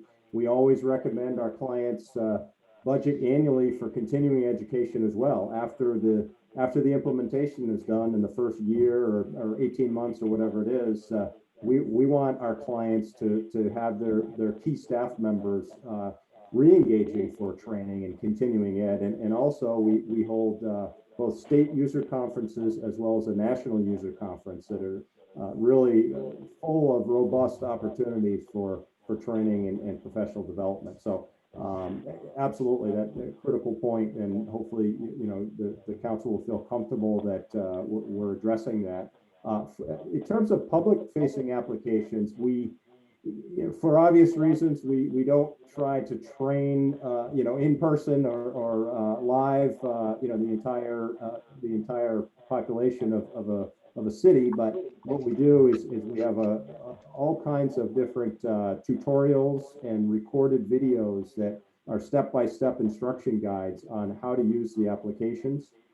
Our public-facing application, we try to design those that we have user interface experts, and we're trying to structure it so a non-educated person can figure out if they can order something on Amazon, they should be able to pay a bill in Tyler, okay? Or if they can post something on Facebook, they should be able to go into a citizen engagement app and say, hey, there's a tree down in front of my house.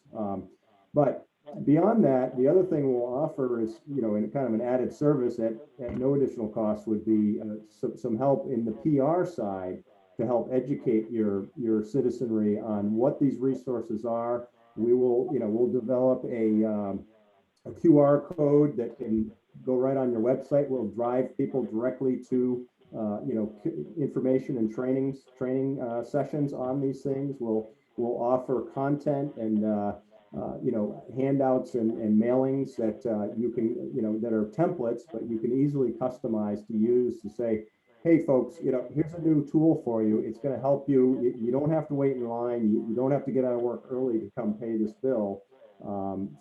It's a great benefit. And it's sometimes I don't like to discriminate based on age, because I'm in the later categories of those groups, but anybody younger than 40 these days, that's all they want to do. They don't want to come see your staff. They want to do it from their smartphone, because that's their primary access to everything that they do. So there's a level of expectation that I think that many cities have to step up to and realize that if we're not doing this, what are we losing? So, I think we can give you a good, robust support package to help you in all those areas.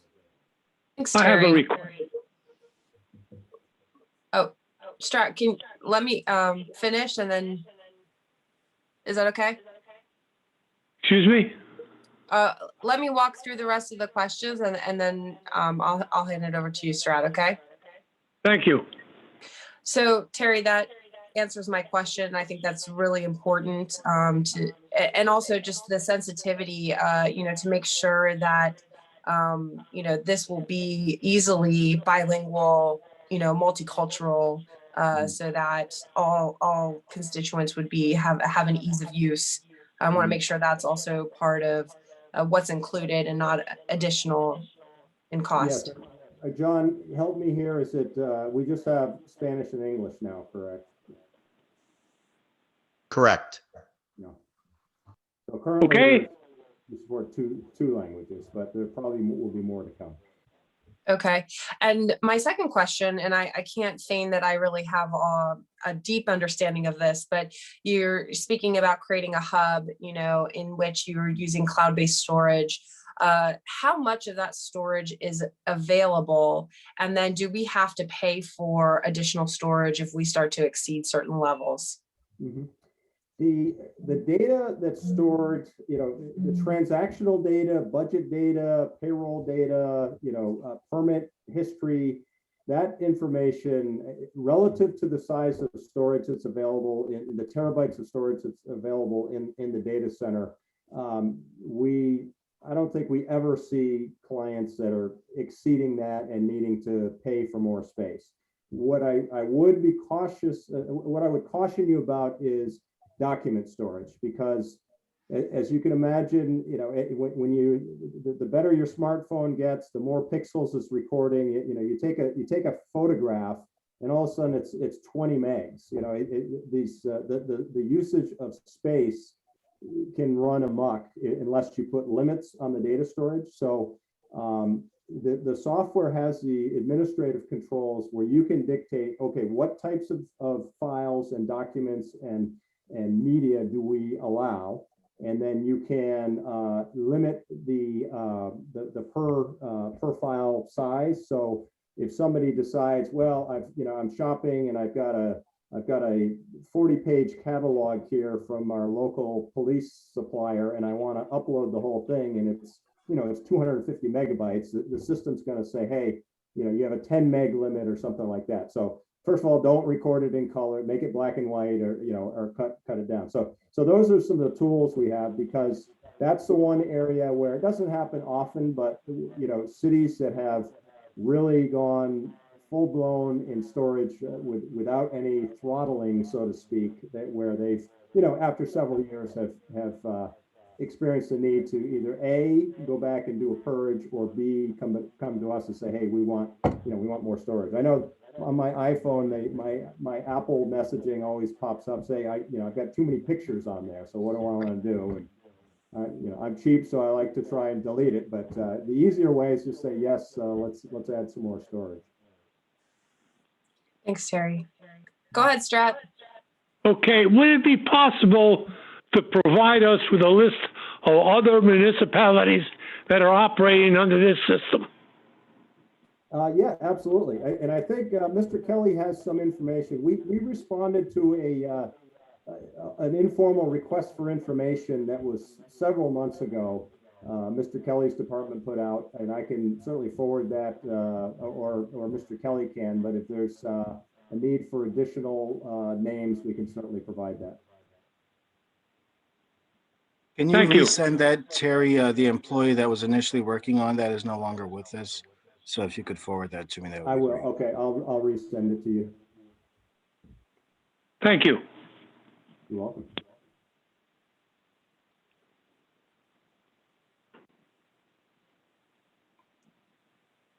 Can't hear you.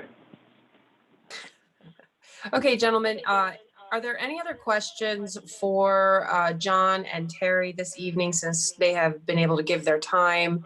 I know we had questions for them. You've done a great job answering and presenting the information to us. In addition to members of the administration, if there are any other comments from Jamar or any other department heads, I see there's some things coming through the chat. So maybe prudent to schedule some time specifically with department heads internally with the administration, with Terry and John, to walk through some specific department questions that we're seeing coming through. So any last questions or statements from anybody? The offer for a specific demo is a standing offer that's been open for some time now and remains. Okay, perfect. So Jamar, would standing demos, sorry, Terry, for standing demos, internally, is that through you, or is that a direct point of contact with Tyler? It should be through me, please. Thank you. Thank you. Sorry, Terry, I didn't mean to interrupt. I didn't mean to interrupt you. I was looking at Ada's comment, and there's some questions in the chat about protecting HR security, and I'll send some follow-up information about our approach to security, because that obviously is a critical question. Very good. Okay. Well, thank you very much for joining us and a great presentation. I'm glad that was recorded because I think a lot of that will be pertinent to constituents and to, you know, staff throughout the city administration. Appreciate the time and effort, and thank you to Jamar and to our staff for coordinating and making that happen. That is it for the agenda. I think, you know, at this point, this was more of a presentation. I think the agenda ended with the parking. Councilors, is there any other comment to make for the general public this evening? Marcia? 1 second. Yeah, and it was a follow-up to our managing director's comment about the vaccination site being set up, which I think is fabulous. But I do think we need to work with our Board of Health to be more proactive about educating the community to understand the nature of the vaccinations, to be able to address any of the fears or trepidation, because it's understandable with something new like this. But if we're going to be moving ahead for the health of the community, and I think it could be done in some fun, innovative ways, not someone said, well, can you give them a link to YouTube? I would rather see something more interactive with our youth and families. I've spoken with the Rec Commission, with the Olivets, who would be willing to have sites, but it's a matter of developing a really fun, interactive educational program. So if anyone would like to have some thoughts on that, with the administration giving some feedback, because I know at the end of the day, we're going to have quite a few people in different pockets of the community that even if we have a lot of vaccination sites, we still might not have folks being vaccinated. So I just wanted to put that out there, and I think we can do some planning around that. Thank you, Marcia. Abe, any response there? No, I agree. I think it's we all have a responsibility to educate the residents of the city, especially communities of color that have a disproportionate amount of skepticism as for what the vaccine represents. So we are embarking on those efforts. And of course, we're still trying to ascertain where the vaccinations are coming from. We're pleased that we have this relationship with the Department of Aging right now. And we're also going to engage them in other discussions moving forward, along with the other agencies throughout the state, the Pennsylvania Department of Health, the Pennsylvania Emergency Management Agency. So we have cast a wide net, and we will work with whomever wants to work with us in terms of innovative and creative solutions for our citizenry. Thank you, Abe. Johanny? On that same note, do we have data, numbers? Do we know what our goal is for the city? Yeah, that's a good question. Like, Yes, the goal is 100% vaccination. I think that has to be society's goal, quite honestly. Unless we reach herd immunity, which is 70% throughout the nation, we're not going to get there. That's why the vaccination is so important. And when we hear people showing hesitancy, it is our responsibility to reach out to them and share with them the benefits. I'll give you an example. My 87-year-old father was not interested in the vaccination until I talked him into it, and I took him on Friday. And he's an older Puerto Rican male who is set in his ways, and he didn't want to hear it, but I convinced him that this was the right thing to do for him, for his family, his neighbors, and the entire community. When we break it down like that fundamentally at the granular level, because this is going to help your family first, then you start having those discussions and conversations that make it a little bit easier for them to understand. but how are we tracking like 65 and older in our city in terms of who's lacking? Because I know that it's not as accessible as we speak about. You know what I mean? Like I get people asking me constantly, where can they go? I will reach out to the Berks County Area Agency on Aging tomorrow to see if they have some updated numbers. The last batch of numbers I saw was a couple years old, so I will follow up on that. Go ahead, Donna. And I think as we have historically over time worked with the various churches and houses of worship, that's actually another good place, because, you know, for folks in community who are many times older folks are still more attached to organized religion than younger folks are, and to those institutions. If it comes from someone trusted, a person of the cloth in whatever denomination, that is going to have as much or more of an impact than any elected official or someone else saying something. The trust is there, the community is there, as well as groups, as well as civic organizations, if that is the case, in the city. So I think definitely, and I think there's a national. I think the president just talked about that today, about the local shapers of opinion, the local trusted folks, ministers, not ministers, people of the cloth, community leaders, things like that are going to have more bearing on people's actions than coming from a state or a local or a federal official. Yes. That's an excellent point that you raised, because best practices have shown that when you put together a successful phone tree where a minister gives the name of a person and that person receives a phone call and say, well, Pastor such and such wanted me to share this information with you because he cares about you and your family. Those are best practices that we are going to be employing as well. That's an excellent point. I'm glad you raised it. Thank you. And it's sort of one-on-one. It's sort of like campaigning in a way, but you're campaigning for something that everyone wins by getting that vaccine. Yes. So, And I'm also glad that the Councilwoman Johanny Cepeda Freitas also asked about the numbers. That's something that we need to keep a close running tab on a regular basis as to what our demographics are in the city. So I'll be happy to follow up on that. which brings up another question about the census, but I think at some point we should really devote some committee of the whole time to census. And there's so much controversy about how it was done, what the numbers are going to be, the impact that will have on things like redistricting, which I know Linda shared information with us from the county data person. But last year's census was an exercise in futility in many ways, but we're all going to have to live with that for the next 10 years. So maybe there is something we can do to working with Linda, working with Michael and Besky up at the Services Center and planning. Maybe there's something we can talk about, because this will have an impact in many ways. Donna, do you know when they're going to be releasing the first census reports, or are they saying? Linda hasn't yet. Yeah. Yes, Mike expects that it'll be released around October. Yeah, so it's really, really far behind. It impacts our charter because of redistricting for the councilmanic districts. Heaven knows how it's going to impact congressional redistricting. Beyond the politics of that, the actual work of that. So yeah, October is really late, right, Linda? There's usually the first delivery by the end of the year for the prior president.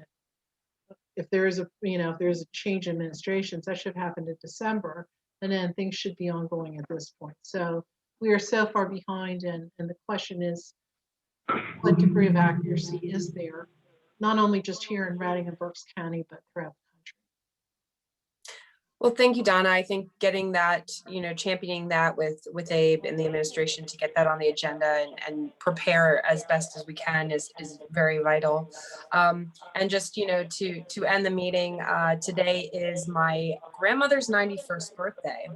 And yes, to be celebrated, absolutely. But relevant to the conversations on COVID and inoculations, because not only do we need trusted individuals reaching every single person, but she was reluctant after her first to go back for her second. So we have to make sure that if you can get it, through for the first inoculation, that in a majority of the cases, there's a two-part series, and we have to follow up with the loved ones that we have in our community to ensure that they can be safe and healthy as possible. So with that, this was all good news. It was a long committee of the whole meeting tonight with an excellent presentation. Thank you for responding to those requests from us as council to have presentations and information that helps us better make the decisions that we need to from a legislative and fiduciary standpoint. Good, thank you. So with that, I believe that it is time to end this meeting to catch the end of the daylight, and we'll look forward to seeing everybody next week. Sound good? You guys. Have a good night, everybody. Thank